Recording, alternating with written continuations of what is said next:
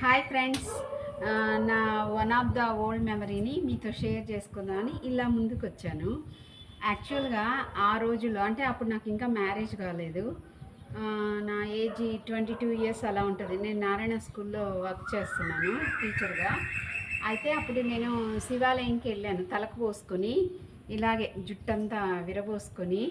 అప్పుడు మా అమ్మ నాకు బులాకి తెచ్చింది. అమ్మవారికి ఇంటిలో బులాకి ఇక్కడ పెట్టుకుంటాము, ఇలా బులాకి వస్తుంది, ఇది వస్తుంది కదా, ఆ బులాకి తెచ్చిందనమాట. ఆ బులాకి పెట్టుకొని ఇలా జుట్టు ఎరబోసుకొని ఇదే శారీ, సేమ్ ఇదే శారీ, ఇది పెళ్ళికి ముందు శారీ నేను కొనుక్కున్నప్పుడు ఇదే శారీ కట్టుకొని వెళ్ళాను అనమాట.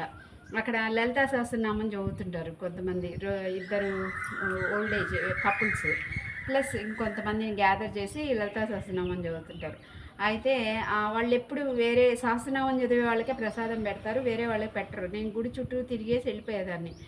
అయితే ప్రసాదం పెట్టరు. అయితే అంకులు, నేను ఇలా వస్తున్నాను, అంకుల్ ఎదురుగా వచ్చి ఇలా దండం పెట్టి, అమ్మా అమ్మవారిలా ఉన్నావమ్మా, నిజంగా సాక్షాత్ అమ్మవారిలా ఉన్నావమ్మా అని మెచ్చుకొని, ఎవ్వరికి ఎప్పుడు ప్రసాదం పెట్టరు, సహస్రనామం చదివే వాళ్ళకే పెడతారు, కానీ నాకు తెచ్చి ప్రసాదం ఇచ్చి ఇచ్చాడనమాట. అది నాకు ఇంకా మైండ్లో అలాగే ఉంది. నెల్లూరులో శివాలయం గుడిలో నాకు ఇది జరిగింది. మాది నెల్లూరేను.